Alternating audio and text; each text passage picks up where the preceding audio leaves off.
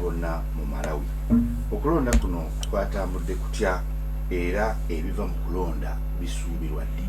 Okutwaliza wamu okulonda kwa Malawi kwatambudde bulungi. Era kati bannansi bali ku bunkenke balindirira ebinava mu kulonda. Akakiiko kayina ebbanga eriwera. Kulonda kwabadde lwakubiri mu mateeka, kayina ennaku okutuusa ng'ennaku z'omwezi 24 Septemba okulangirira awangudde ku mutendera gwa pulezidenti. Ate ku bubaka bwa paalamenti kayina okutuusa ng'ennaku z'omwezi 3 omwezi guno ogw'omwenda. So ennaku bakyalina eziwera. Okulonda okutwalizamu tekwajjumbiddwa nnyo. Abalonzi abali ku nkala z'abalonzi bali 7,200,000. Naye okulonda nga kunaatera okuggwa, banaatera okuggalawo mu butongole. Ssentebe w'akakiiko k'ebyokulonda Annabel Mutalimanji yategeeza bannamawulire nti abo babadde beetabye mu kulonda kuno bajjukira bakozesa nkola eno ya biometric. So buli alonda kyangu nnyo eri okutegeera omuwendo. Kati nga basemberera okuggalawo, yategeeza bannamawulire nti abantu abadde balonze babadde 3,7,7,000 ku 7,7,200,000. So kumpi kimu kyakubiri ekyabalonzi kyokka kyekyaza okwetaba mu kulonda kuno. Bakandidates ku bwa pulezidenti babadde 17. Naye ng'okuvuganya okw'amaanyi kuli wakati wa Lazarus Chakwera ne Professor Peter Mutharika. Mu kulonda kuno wabaddewo n'okulonda ababaka ba paalamenti mu constituency 229 n'ababaka mu nkiiko eza district 509. Ampuliriza okutunka kwa Mutharika ne Chakwera kati guno gwabadde mulundi gwakuna nga batunka. Basooka 2014 era mu kulonda okwo Mutharika yamega Lazarus Chakwera ne baddamu 2019. Mu 2019 balangirira Professor Peter Mutharika wabula Chakwera n'agenda mu kooti n'esazaamu okulonda. Ne baddamu okulonda okwenvuunula 2. So gwe ne gubeera mulundi gwa kusatu nga batunga. Kaakati bakomyewo mulundi ogwokuna nga batunka ku ntebe y'omukulembeze w'eggwanga. Lazarus Chakwera ali ku kada y'ekibiina ekiri mu buyinza ekya Malawi Congress Party, ekibiina ky'omugenzi yayitibwa nga Lion King of Malawi Kamuzu Banda. Kyali kimaze ebbanga ddene nga kivudde mu buyinza okuva lwe yamegebwa mu 1994. Naye kyeyubula ne kidda nga wayise emyaka mingi nga Lazarus Chakwera abakulembedde ne bakomawo mu ntebe. Lazarus Chakwera akalulu kano kabaddemu bamuzeeyi wakazi bokka kumpi abadde basinga okutunga. Chakwera myaka 7, Professor Peter Mutharika myaka 85. Chakwera ebyobufuzi yabiyingira luvannyuma. Musajja yali mubuulizi wa njiri makanisa g'abalokole. Emyaka gye egy'obukozi eyo gye yasinga okuba 2013 ne yeesooka ekibiina kino ekya Malawi Congress Party. Mu kwagala okweyubula ne bamuwa obukulembeze era n'abakulembera mu kulonda kwa 2014 gye bamuwangulira. Kakati 2019 n'akomawo ne bamuwangula naye n'atakkaanya nabirangiriddwa n'agenda mu kooti n'afuna obuwanguzi. N'asobola okuwangula ekisanja ekyasooka. Kati akomyewo ku kisanja ekyokubiri. Professor Mutharika akutte kada y'ekibiina ekya Democratic Progressive Party DPP. Kakensa mu mateeka akulembedde yakulemberako eggwanga eri wakati wa 2014 ne 2020. So nga ate ne mukulu we omugenzi Bingwa Mutharika yakulemberako eggwanga lino n'afiira na mu ntebe mu 2012.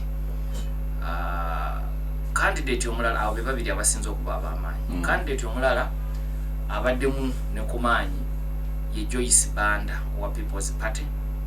Ono tujjukira nti naye yaliko omukulembeze w'eggwanga erya Malawi. Mubaddemu Vice President yaliko Michael Wusi ne mu lwokaano luno mwali ne mbeeramu ne yaliko Gavana wa banka enkulu eya Malawi Daliso Kabambe eyakutte kada y'ekibiina ekya UTM. Kati ababadde basinga okuba n'amaanyi mu lwokaano luno olw'abakandida 17. Okay. Nsonga kyenkulu ezibadde mu lwokaano luno oba mu kulonda kuno ezitabuusibwa maaso? Ensonga ebadde esooka ya byanfuna. Malawi lyerimu ku mawanga agasinga okubeera amaavu mu nsi yonna, so nga akalulu kano kabasanze ng'embeera y'ebyenfuna yeeyongedde bwongezi kuwonooneka, era kwe kumu kusomoozebwa kwa pulezidenti aliko Kyakwera nti yajja asuubiza kutereeza bino naye ate byeyongedde bwongezi kuwonooneka. Ekirala omuyaga ogwakazibwako Cyclone Fred gwabayita mu 2023 ne gugoya amayumba, ennimiro, bantu bangi baafa bali mu 10,000 naye ne gubalekera enjala ani amuwadde akatebe. Kati gavumenti ebadde mu kulwana kulaba abantu abatasobola kwetuusaako kyakulya nga bakifuna, naye ng'ate n'ensimbi zibeekubiyambi. Era nga tukyali ku byenfuna, ensimbi yeeyongedde okunaabuuka mu kisanja kino ekya Pastor Dr. Lazarus Kyakwera we twogerera nga enaabuusa ebitundu 27 ku buli 100. Kati kubadde kusomooza kunene mu kalulu kano. Ensonga endala kwe kulinnya kw'ebbeeyi y'ebintu, amafuta gali waggulu, amasannyalaze gavaavaako, bino byonna bibadde bintu bikulu mu kampeyini. Ekirala nsonga ya Bulyake. Kyakwera ng'omubuulizi w'enjiri yasuubiza nti ye agenda kugogola Obulyake n'emirimu okugiwa mwana waani. Obulyake ekyewuunyisa ate bwongedde kugenda mu maaso mu bukulembeze bwe. Era n'anenyezebwa n'okuwa ab'omu nju ye emirimu ng'abasoosowazanga kwe kuli n'abaana be. Kaakati namugaa nti bewavumirira olwo baakola nsobi ki? Wamu baasooka kunenya Bingwa Mutharika kuwa muganda we Peter Mutharika profesa mulimu mu gavumenti. Kati ekibiina ekyo kya DPP ne bakinenya nnyo olw'emirimu okugiwa abooluganda bako n'ab'emikwano. Kati Kyakwera bwazze ate ne bamunenyezza kumpi nsonga ze zimu.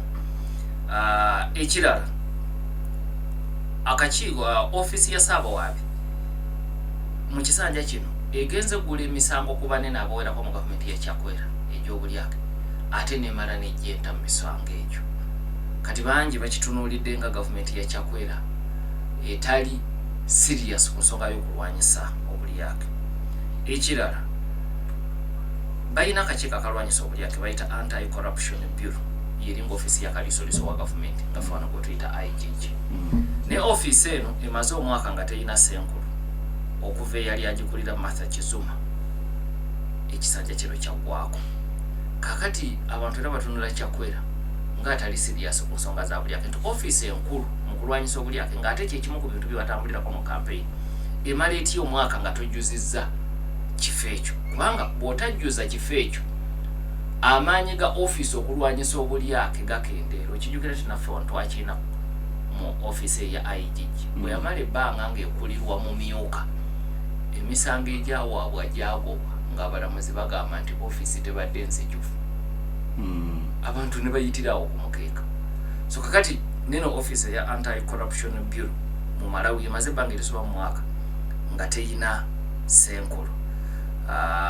Ekirala kino ensonga y'Obulyake tekwata ku Kyakwera yekka, ekwata ne kwabo babadde avuganya nabo. Peter Mutharika ye kennyini yanenyezebwa okwenyigira mu kufuna ttenda egabira poliisi emmere oba eguza poliisi emmere mu ggwanga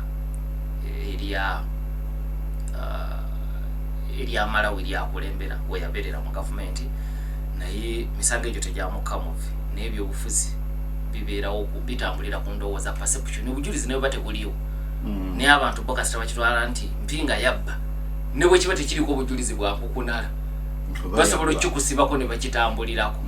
So kakati Peter Mutharika naye ekyo weekiri. Kati ekimutaasaamu nti eyasuubiza nti ekyagenda kukijjawo ate naye takoze bulungi. Kati gwe mukisa gwabadde nagwo mu kampeyini eno. Banda naye ajjukirwa nti we yabeerera mu Ntebe yanenyezebwako ku nsonga z'Obulyake, era waliwo abamole kye baakazaako Cashgate abanene mu gavumenti y'okwenyigira mu Bulyake.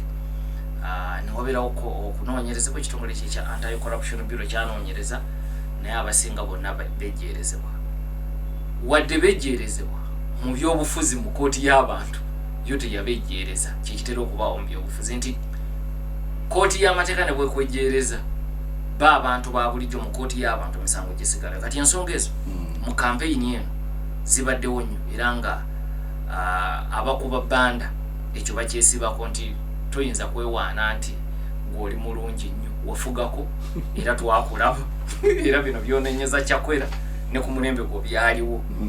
Ensonga endala ebadde enkulu mu kampeyini eno yeyengeri eyali Vice President Saulos Kirema gye yafaamu omwezi oguwedde mu June mu kabenje k'ennyonyi. Ensonga eyo twagyogerako yali mukulembeze wa kibiina ekya UTM.